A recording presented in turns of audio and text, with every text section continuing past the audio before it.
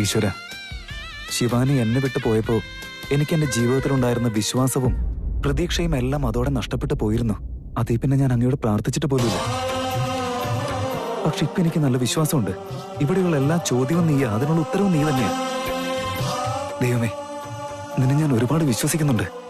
പക്ഷെ ഇപ്പോ എന്തൊക്കെയോ സംശയങ്ങൾ എന്നെ അലട്ടുന്നു.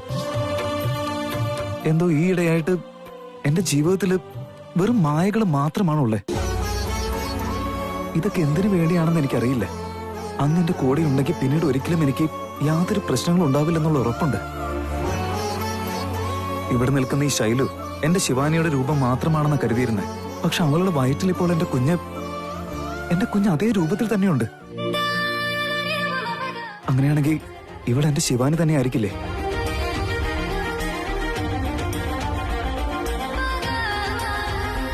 എന്റെ ശിവാനിയെയും എന്റെ കുഞ്ഞിനെയും എനിക്ക് തിരികെ തന്നതില് ഞാൻ എത്രമാത്രം നന്ദി പറഞ്ഞാലും അതൊന്നും മതിയാവില്ല.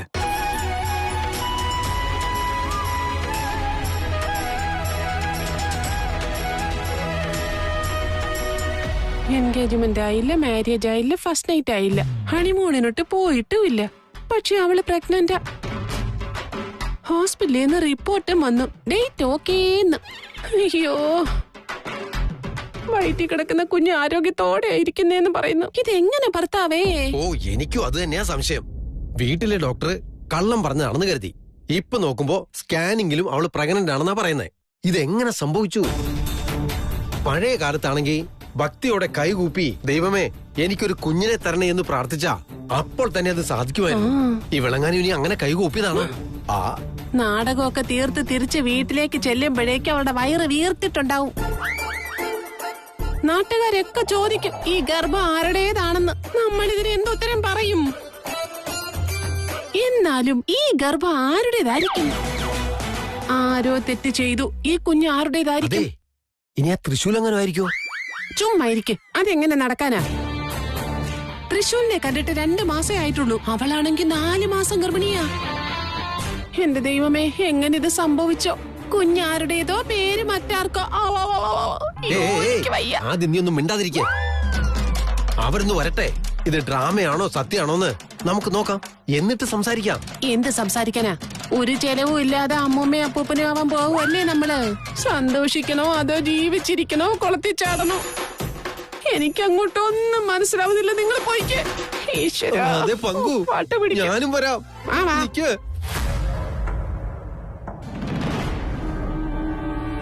ശിവാനി, ഡോക്ടർ എന്ത് പറഞ്ഞു? ഡോക്ടർ സൂപ്പറായിട്ടിരിക്കുന്നുണ്ടെന്നാ പറഞ്ഞത്.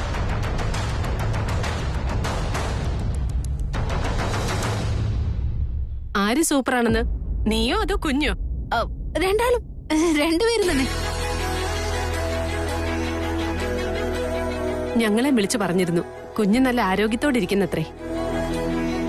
വയറ്റിൽ കിടക്കുന്ന കുഞ്ഞിനെ ഒരമ്മ എങ്ങനെ നോക്കണമെന്നുള്ളതിന് നല്ലൊരു ഉദാഹരണമാണ് നീയെന്നും പറഞ്ഞു അവര്.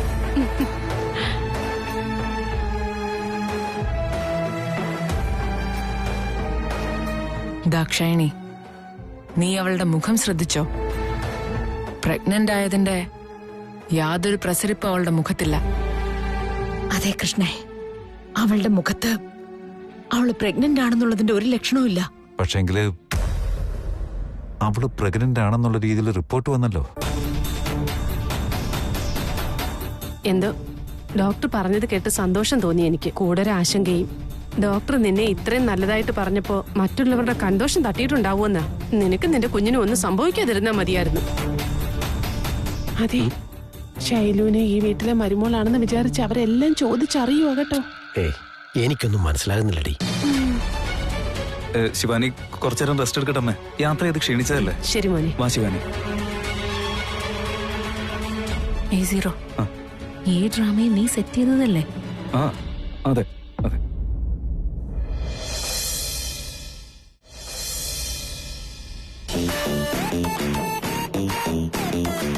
പച്ചമാങ്ങ.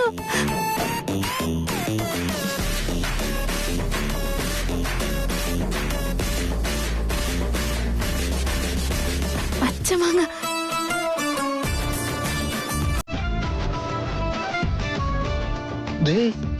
പുളിയമാങ്ങ എടുത്ത് കഴിക്കുന്ന കണ്ടില്ലേ? ശിവാനി ഞാനിത് കട്ട് ചെയ്ത് തരാം മോളെ. വേണ്ട വേണ്ട, ഞാൻ ഇങ്ങനെ തന്നെ കഴിച്ചോളാം, അതാ നല്ലത്.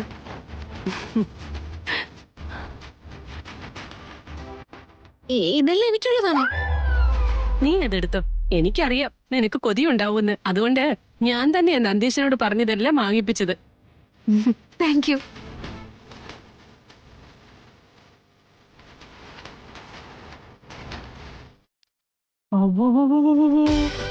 ചേട്ടാ എന്തൊരു ആക്ടിങ് ആണെന്ന് നോക്കി. എടി പങ്കു, അവളെ കണ്ടിട്ടേ എനിക്ക് ആക്ട് ചെയ്യുന്ന പോലെ തോന്നുന്നേ.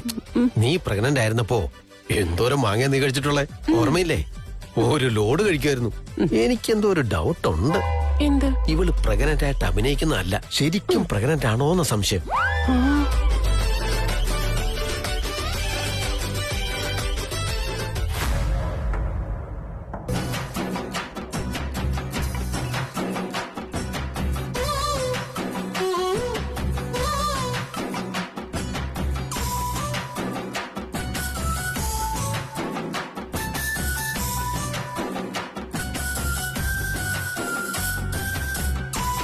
ശൈലു, കാശ് വേണമെങ്കിൽ ഞാൻ തരാം, പക്ഷേ ഈ മാങ്ങ മാത്രം എന്നോട് ചോദിക്കരുത്. ഇതെല്ലാം എനിക്കുള്ളതാ. എന്താ മോളെ ഇതൊക്കെ?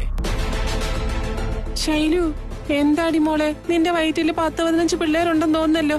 അയ്യോ, എന്താ നിങ്ങളുടെ പ്രശ്നം? ഒന്ന് സമാധാനായിട്ട് ഇത് കഴിക്കാൻ സമ്മതിക്കോ? ആദ്യം ഞാനിതൊന്ന് കഴിക്കട്ടെ, എന്നിട്ട് നമുക്ക് സമാധാനായിട്ട് എത്ര വേണമെങ്കിലും ഇരുന്ന് സംസാരിക്കാം. ഓക്കെ? ആ പോയിക്കോ പോയിക്കോ. ഇവളെന്താടി ഇങ്ങനെ ഒരുമാതിരി പ്രേതത്തിന് പ്രേതം കയറിയ പോലെ?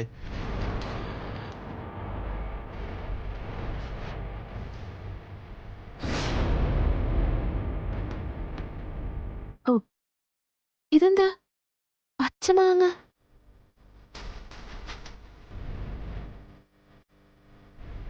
എന്താ മോളെ?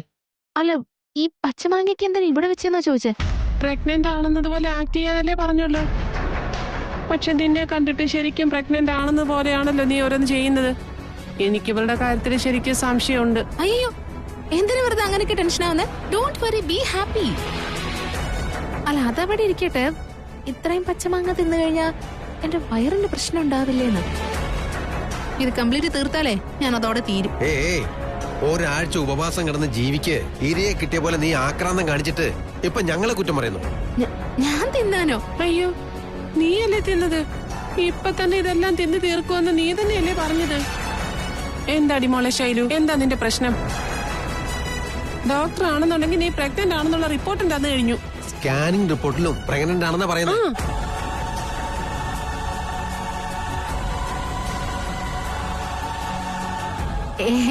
അതെല്ലാം സെറ്റിംഗ് ആണ്, സെറ്റിംഗ് ആണ് അമ്മാവ. അപ്പൊ മാങ്ങ കഴിക്കുന്നത് ഫിറ്റിംഗ് ആണോ? എല്ലാവരുടെയും മുമ്പിൽ കാണിക്കുന്നത് നാടകം. എന്നാ നീ ഇത്രയധികം പച്ചമാങ്ങ കുത്തിയിരുന്ന് തിന്നല്ലോ, അതും സെറ്റിംഗ് ആണോ? നീ കാണിക്കുന്നതൊക്കെ കണ്ടിട്ടേ ഇതൊരു നാടകമായിട്ടല്ല തോന്നുന്നത്. നീ ശരിക്കും പ്രഗ്നന്റ് ആണെന്ന് തന്നെയാ ഞങ്ങൾക്ക് തോന്നുന്നത്.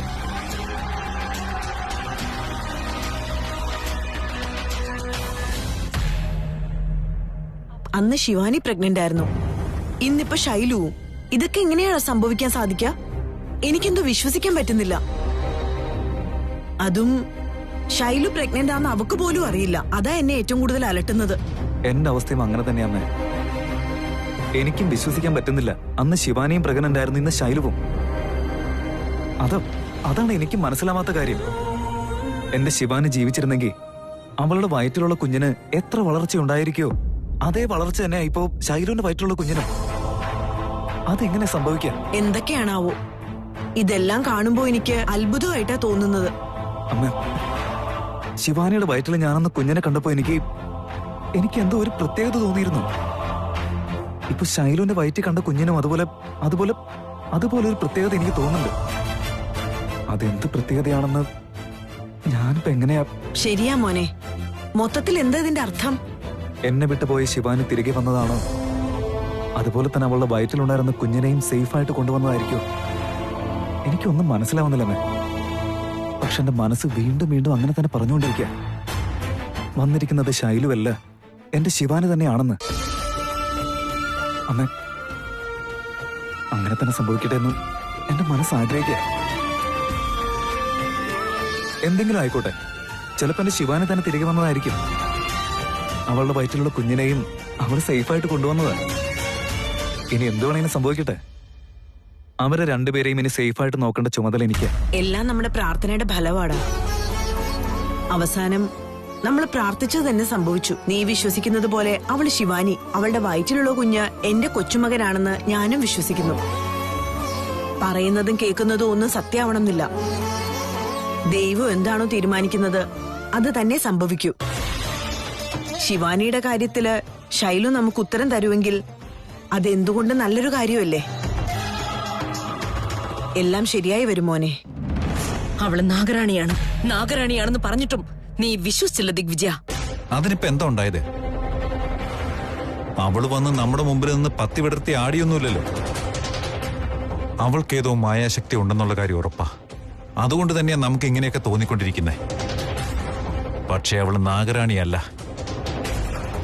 ഒരുപക്ഷെ അവൾ നാഗരാണി ആയിരുന്നെങ്കിൽ എന്നെ ഇത്രയും നാള് ജീവിക്കാൻ പോലും സമ്മതിക്കില്ലായിരുന്നു. നിന്നെ പോലെ തന്നെ അവള് നാഗരാണിയല്ലാന്ന് ഞാനും വിചാരിച്ചിരുന്നു. എന്നിട്ട് ഇപ്പൊ ഉണ്ടായത് കണ്ടില്ലേ? എന്തുണ്ടായിന്നാ? കിട്ടി, ശരിയായിട്ടുള്ള സൂചന കിട്ടി. അവള് നാഗരാണി തന്നെയാണെന്നുള്ളതിന് ശരിക്കും തെളിവ് കിട്ടിയിരിക്കുന്നു. ദാക്ഷായണി, നീ എന്താ ഈ പറയുന്നേ? അതെ, ഞാൻ സത്യമാണ് ഈ പറയുന്നത്. അവളുടെ പെരുമാറ്റം കണ്ടിട്ട് ഇതൊരു നാടകമാണെന്ന് തോന്നുന്നില്ല. ഇതവളുടെ ശരിയായ പെരുമാറ്റമാണെന്നാണ് തോന്നുന്നത്. കൃഷ്ണേ,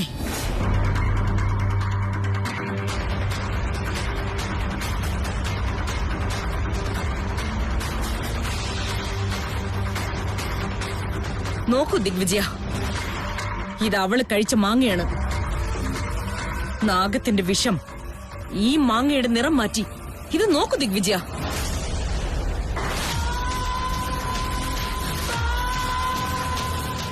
ഇത് കാർക്കോടക വിഷമാണ്.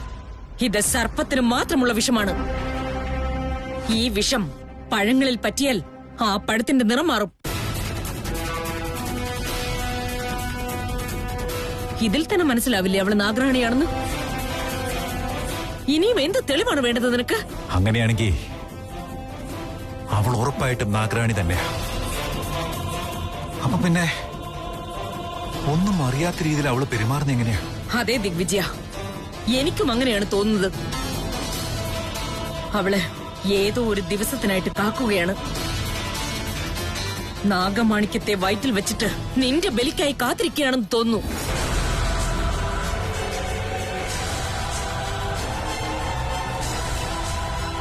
അങ്ങനെയാണെങ്കിൽ എന്താണ് ചെയ്യേണ്ടത്? എങ്ങനെയാണ് അവളെ ഇന്ന് രക്ഷപ്പെടുക? രക്ഷപ്പെടുകയല്ല, അവളെ കൊല്ലണം. ഇന്ന് രാത്രി തന്നെ അവളെ കൊന്ന് അവളുടെ വയറ്റിലുള്ള നാഗമാണിക്യം പുറത്തെടുക്കണം. എന്നാലും അതത്ര എളുപ്പമല്ല. അവൾ നാഗരാണിയാണ്. അവൾക്ക് ഒരുപാട് ശക്തി ഉള്ളതാണ്. അവൾക്ക് ഒരുപാട് ശക്തി ഉണ്ടെങ്കിൽ ആ ശക്തിയെ ജയിക്കാനുള്ള യുക്തി എനിക്കുണ്ട്. ഇന്ന് അവളുടെ അവസാന ദിവസം, അവളുടെ വയറ്റിലുള്ള നാഗമാണിക്യം നേടാൻ പോകുന്ന ദിവസം.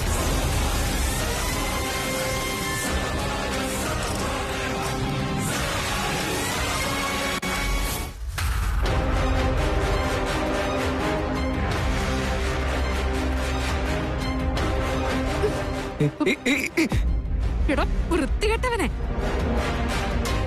ആഹാരം കഴിക്കാതെ എങ്ങനെയാടാ വയറ് നിറയുന്നത്? അല്ല, നീ എന്തൊക്കെ പറയുന്നത്? ഒറ്റ ഇടി തന്നാലുണ്ടല്ലോ, പോയിട്ട് കിടക്കുന്നതെല്ലാം പുറത്തേക്ക് ഇങ്ങ് വരും. അല്ല സീറോ, എങ്ങനെയാ ഞാൻ എങ്ങനെ പ്രഗ്നന്റ് ആവുന്ന പറയുന്നേ? എക്സാം പോലും എഴുതാതെ ഡിസ്റ്റിങ്ഷനോടെ പാസ് ആവാൻ എങ്ങനെ പറ്റുന്ന് മറുപടി പറയുന്നുണ്ടോ? അത് ഇതും സെറ്റിംഗ്സ് ആണെന്ന് പറഞ്ഞോണ്ടല്ലോ കൊന്നുകളയും നിന്നെ ഞാൻ. ആയിക്കോട്ടെ, ശരി, ആ ഡോക്ടർ പറഞ്ഞത് നിന്റെ സെറ്റിംഗ്സ് ആണെന്ന് വിചാരിക്കാം, മെഷീൻ പറഞ്ഞതും സെറ്റിംഗ് ആണെന്ന് വിചാരിക്കാം. പക്ഷെ എന്റെ ഉള്ളിൽ ഇങ്ങനെ ഒരു സെറ്റിംഗ്സ് ചെയ്തത് ആരാന്ന്?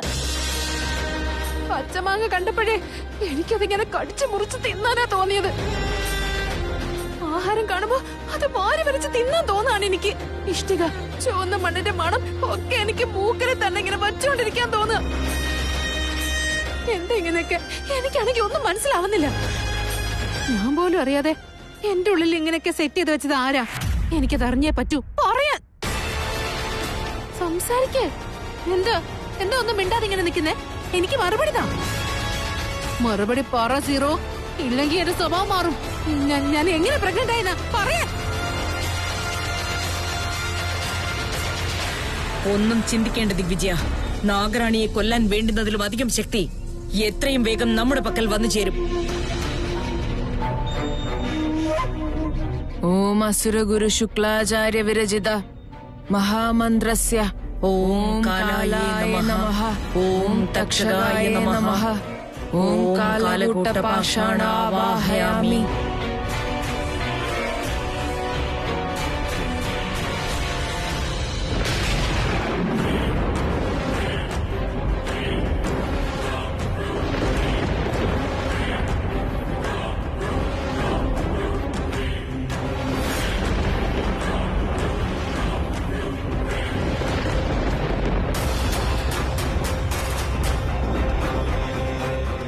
ദിഗ്വിജയ, നാഗറാണിയെ കൊല്ലാനുള്ള മഹാവിഷം വന്നു ചേർന്ന് കഴിഞ്ഞു.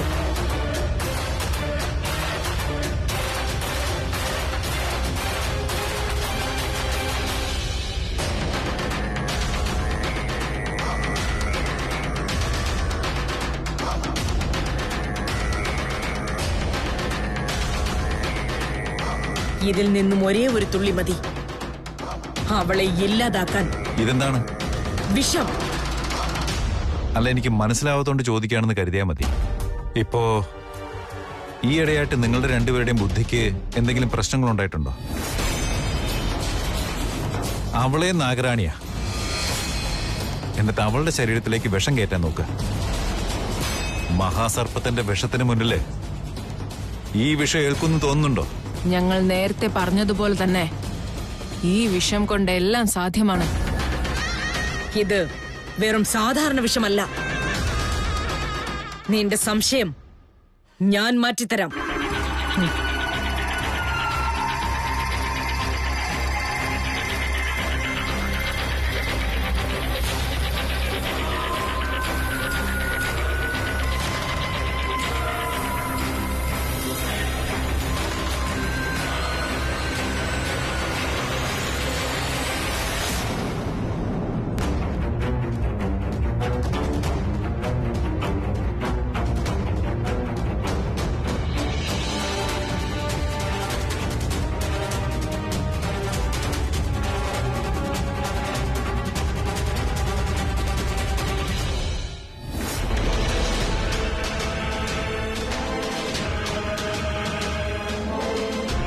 കണ്ടില്ലേ ദിഗ്വിജയ, പറയാനൊരു നിഴൽ പോലും ഇല്ലാതെ ഈ മരം ചുട്ടു ഭസ്മമായി പോയി. ഈ വിഷത്തിന്റെ ശക്തി ഇതാണ്. അതിനിതൊരു മരമാണ്, പക്ഷെ അവള് നാഗറാണിയും. മരത്തെ ഇല്ലാതാക്കാൻ എളുപ്പമാണ്, പക്ഷെ അവളെ കൊല്ലുന്ന അത്ര ഈസിയല്ല. ഈ വിഷം കൊണ്ട് എല്ലാം സാധ്യമാണ് ദിഗ്വിജയ. ദാക്ഷായണി,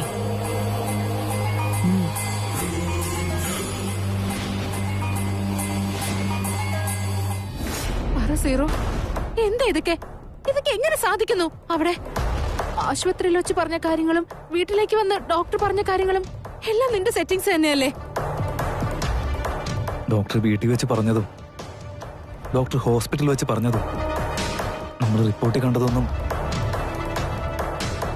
അങ്ങനെ പ്ലാനിങ് ആയിരുന്നില്ല. എല്ലാം സത്യങ്ങളാണ് ശൈലു.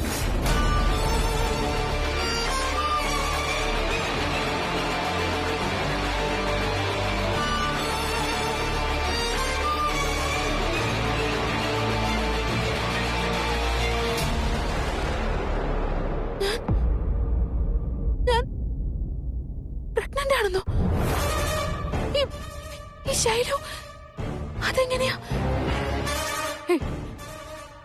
സീറോ, സത്യം പറ. റിയാലിറ്റി ഷോ ആണെന്ന് പറഞ്ഞ് വിളിച്ചോണ്ട് വന്ന് എന്താ നീ ചെയ്തതെന്ന് പറ. ഇതിന് നീ തന്നെയല്ലേ കാരണം? നീയല്ലേ ഇതിന് കാരണമെന്ന്? എന്താ നീ എന്താ ഒന്നും പറയാതിരിക്കുന്നെ? ഇതിനെല്ലാം കാരണക്കാരൻ നീയല്ലേ? പറയാൻ എന്നോട് പറ സീറോ. നമ്മൾ തമ്മിൽ പരിചയപ്പെട്ടിട്ട് ഇപ്പൊ എത്ര ദിവസമായി? 2 മാസം ആണല്ലോ. ഡോക്ടർ പറഞ്ഞതനുസരിച്ച് റിപ്പോർട്ടിലുള്ളതനുസരിച്ച് നിന്റെ വയറ്റിലുള്ള കുഞ്ഞിനിപ്പം 4 മാസമാണ്.